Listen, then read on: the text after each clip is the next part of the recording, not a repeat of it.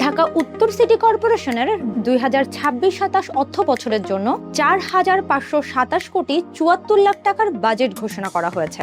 এবারের বাজেটে সবচেয়ে বেশি নজর দেওয়া হয়েছে সড়ক ও বর্জ্য ব্যবস্থাপনায়। তবে নগরবাসীর ঘাড়ে বাড়তে পারে করের বোঝা।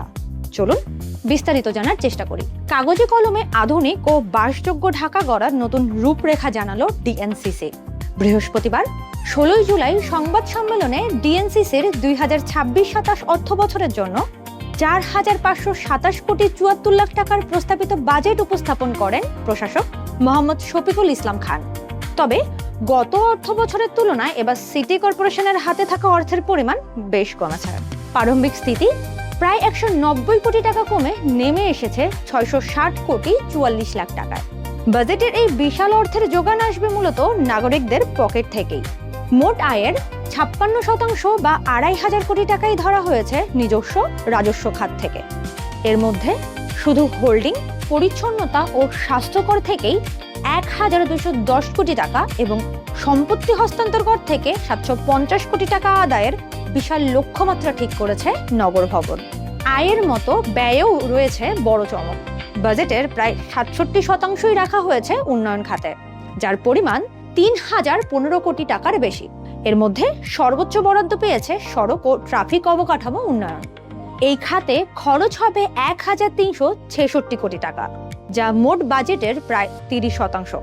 নগরবাসীর অন্যতম মাথা ব্যথা বর্জ্য ব্যবস্থাপনা ও মশার উপদ্রব, তাই দ্বিতীয় সর্বোচ্চ 511 কোটি টাকা রাখা হয়েছে বর্জ্য অপসারণ ও ল্যান্ডফিল আধুনিকায়নে।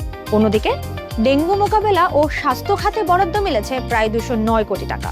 এছাড়া কর্মকর্তা কর্মচারীদের বেতন ভাতায় যাবে 294 কোটি টাকার বেশি। চলুন এবার জেনে আসি এই প্রস্তাবিত বাজেট নিয়ে কি বলছেন ডিএনসিসি প্রশাসক।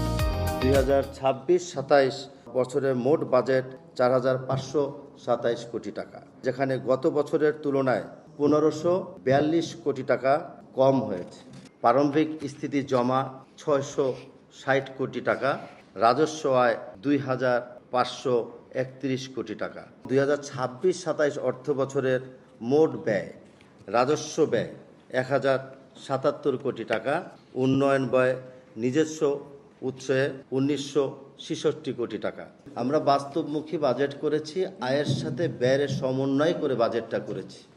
বিশাল অঙ্কের এই বাজেট নগরীকে আধুনিক করার স্বপ্ন দেখালেও বাস্তবে এর সুফল নির্ভর করছে মেগা প্রজেক্টগুলোর সঠিক বাস্তবায়ন ও স্বচ্ছতার উপর।